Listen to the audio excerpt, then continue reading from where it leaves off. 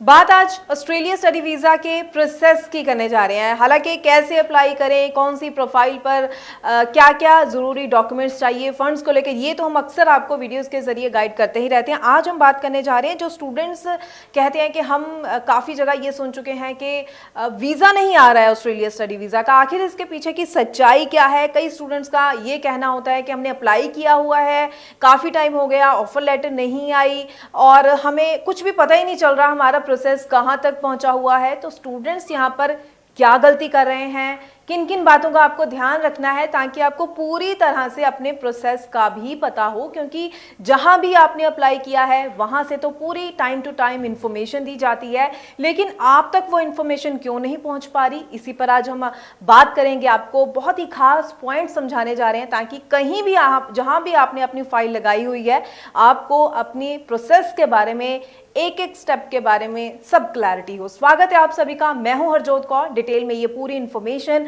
आपके साथ शेयर करेंगे स्टडीज केयर अब्रॉड चंडीगढ़ से Australia study visa expert Manpreet Singh Cheema ji हमारे साथ हैं। स्वागत है जी आपका। Thank you ma'am. तो मनप्रीत जी जरूर बताइए, जो सवाल हमारे पास हैं स्टूडेंट्स के, आपके पास भी अक्सर ऐसे सवाल जरूर आते ही होंगे, क्योंकि जैसे ही हमारे लाइव सेशंस भी होते हैं उसमें भी स्टूडेंट्स के ये सवाल रहते हैं।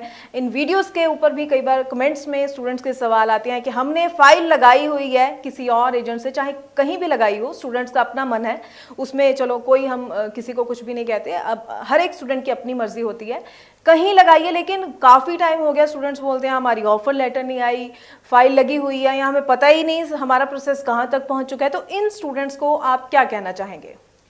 जी मैम, देखिए बहुत क्वेश्चंस आते हैं इस चीज़ के ऊपर कि मैंने ऑफर लेटर 3 महीने हो गए अप्लाई करी हुई है, जब मेरा वीज़ा अप्लाइड है 4 महीने हो गए रिप्लाई नहीं आया। मेरे को समझ नहीं आती कि अगर आजकल तो हर चीज़ ऑनलाइन है, यूनिवर्सिटीज़ को असेस करना बहुत इजी है, उनकी वेबसाइट पे जाओ, वहाँ पे एडमिशन टीम के कॉन्टैक्ट नंबर होते हैं। मैं ये बोलना चाहूँगा कि अगर कोई भी बच्चा है जिसकी 2 महीने 3 महीने से ऑफ़र नहीं आई है, तो don't waste your time in waiting the offer letter, क्योंकि कोई भी यूनिवर्सिटी का इतना टर्न अराउंड टाइम नहीं होता। मैक्सिमम अगर बहुत रश है किसी यूनिवर्सिटी में, तो मैं कह रहा हूँ मैक्सिमम मैं बता रहा हूँ कि 20 दिन में आ जाएगी ऑफ़र। कुछ यूनिवर्सिटीज़ अगर 24 घंटे में दे रही हैं, कुछ 7 दिन में दे रही हैं। हर यूनिवर्सिटी का एक टर्न अराउंड टाइम होता है, उसके बीच में वो रिवर्ट कर देते हैं। तो अगर बच्चे का ईमेल आईडी प्रॉपर, जैसे अगर हमारे पास कोई बच्चा आके अप्लाई करता है, हम तो वेरी फर्स्ट डे बच्चे से ईमेल आईडी लेके वही यूनिवर्सिटी को भेजते हैं। तो समटाइम इट हैपन कि हमसे पहले बच्चे के पास ऑफर लेटर आ जाती है। बच्चा हमें कॉल करके बोलता है कि सर मेरी ऑफर लेटर आ गई है, बिकॉज हमारे एक चैनल के थ्रू हमारे पास ऑफर लेटर आती है, बच्चे के पास साथ के साथ आ जाती है। तो मैं ये बोलूँगा कि अगर कंसल्टेंट आपकी डिटेल्स दे रहा है, वहाँ पे पंच कर रहा है यूनिवर्सिटी को, तो कोई प्रॉब्लम नहीं आएगी। आपको खुद देखना पड़ेगा कि आपको कौन सा ईमेल आईडी वहाँ पे रजिस्टर्ड है यूनिवर्सिटी के पास। अगर आपका ईमेल आईडी रजिस्टर्ड है तो उस पर 101% उस पर रिवर्ट आएगा, चाहे एप्लीकेशन अनसक्सेसफुल भी होगी है, वो नहीं होने वाली। फिर भी वो लिख के ज़रूर देंगे रीज़न कि this is the reason why you are not eligible to study in our university, लेकिन वो ब्लैंक नहीं कभी भी छोड़ेंगे कि 3 महीने तक रिप्लाई ना आए। तो अगर बच्चा कहीं पे भी आप अप्लाई कर रहे हो, आप अपना ईमेल आईडी रजिस्टर करवाइए। आप कई बार ऐसे होता है कि कंसल्टेंट्स, देखो हर किसी का अपना तरीका है काम करने का। कई बार कंसल्टेंट को लगता है कि बच्चे ज़्यादा इंटरनेट ईमेल्स चेक ही नहीं करते हैं, +2 वाला बच्चा है वो इतना ध्यान ही नहीं देगा, तो वो एक नया ईमेल आईडी बना के अपने नाम पे ही बच्चे के नाम पे रजिस्टर कर देते हैं कि उस पर इन्फॉर्मेशन आती रहे, जब भी आएगी हम फॉरवर्ड कर देंगे। लेकिन कंसल्टेंट के पास इतने स्टूडेंट है, उसके पास भी हो सकता है इतना टाइम ही ना हो हर ईमेल को रोज़ चेक करना। लेकिन अगर एक बच्चे का ईमेल आईडी डायरेक्टली जाएगा, बच्चा तो एटलीस्ट अपनी ईमेल आईडी एक नहीं तो 2 दिन बाद तो चेक कर ही लेगा। तो अगर आप कभी भी अप्लाई कर रहे हो, किसी भी कंसल्टेंट के थ्रू अप्लाई कर रहे हो, अपना मोबाइल नंबर और अपनी ही ईमेल आईडी यूनिवर्सिटी को भेजिए। मेक श्योर आपका ईमेल आईडी गया जिस पे आप काम करते हो और आपका फ़ोन नंबर गया जिसको आप यूज़ करते हो। उस पर सारी information updated, university day by day hourly कुछ भी अपडेट करेंगे, वो आपको साथ के साथ अपडेट करेंगे।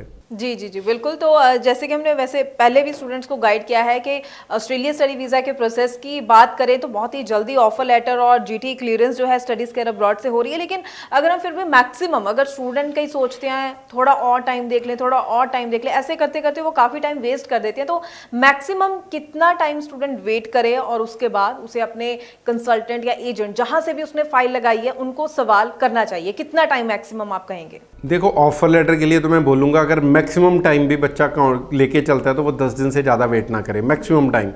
क्योंकि आप सोचो ना, इनटेक तो कोई यूनिवर्सिटी इतनी लेजी नहीं हो सकती है। जिसको जनवरी में बच्चे को वीज़ा देके अपने पास लेके आना है तो वो महीना ऑफर लेटर नहीं देखा तो बच्चा पहुंचेगा कैसे, उनको भी अपनी सीट्स भरनी है। तो अगर 10 दिन तक रिवर्ट नहीं आ रहा तो आप खुद यूनिवर्सिटी में कॉल करिए कि मैंने ये एडमिशन डाली थी, ये मेरा स्टूडेंट आईडी है और मेरे एप्लीकेशन का स्टेटस बताइए। जब अपने कंसल्टेंट को अप्रोच कीजिए कि प्लीज़ मेरा एक रिमाइंडर डालिए यूनिवर्सिटी को, 10 दिन हो गए अब तक तो ऑफर आनी चाहिए थी। ठीक है, डरिए मत यूनिवर्सिटी में कॉल करने से। यूनिवर्सिटी भी तो फ्यूचर में आपको कॉल करेगी ना जब उनको किसी चीज़ की ज़रूरत पड़ेगी। और आपने एक इंग्लिश स्पीकिंग कंट्री में जाके पढ़ना है तो डरना किस चीज़ का है। आपकी अपनी ऑफ़र है, आपकी अपनी प्रोफाइल है, आप इंटेलिजेंट हो, अच्छी परसेंटेज वाले, अच्छी आइल स्कोर वाले बच्चे हो, तो बैठे मत रहो आइडली, अपनी वेट मत करते रहो ऑफर्स का, वो तो इनटेक ही निकल जाएगा आपका।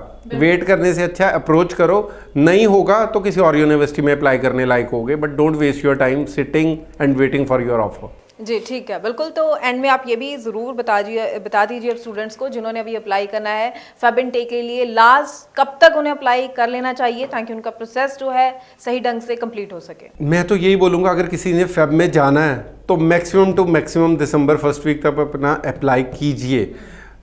यूनिवर्सिटीज़ अभी बहुत हैं, ठीक है, लेकिन कुछ यूनिवर्सिटीज़ ऐसी हैं जो टाइम लेती हैं लिटरली। मतलब अगर कोई यूनिवर्सिटी 3 दिन में काम कर रही है, हो सकता है कोई यूनिवर्सिटी 1 हफ्ते में काम वही सेम करे।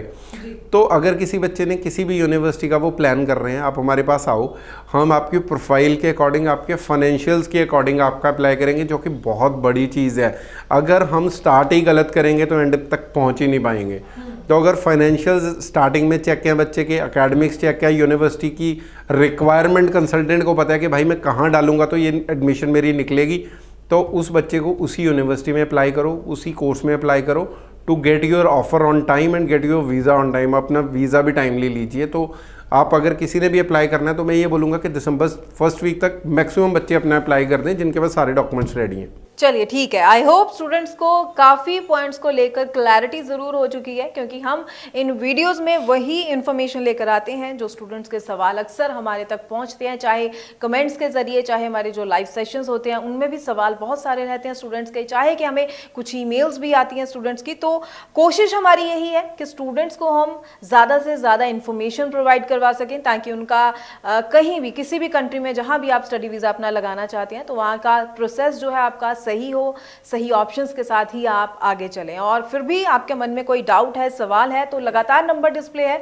इस पर कॉल कीजिए, पूरी जानकारी लीजिए, या फिर स्टडीज केयर अब्रॉड के ऑफिस आप विजिट कर सकते हैं। अपने डॉक्यूमेंट साथ में ज़रूर लेकर आइए ताकि असेसमेंट करके पूरी इंफॉर्मेशन आपको दी जा सके, राइट ऑप्शंस आपको गाइड की जा सके।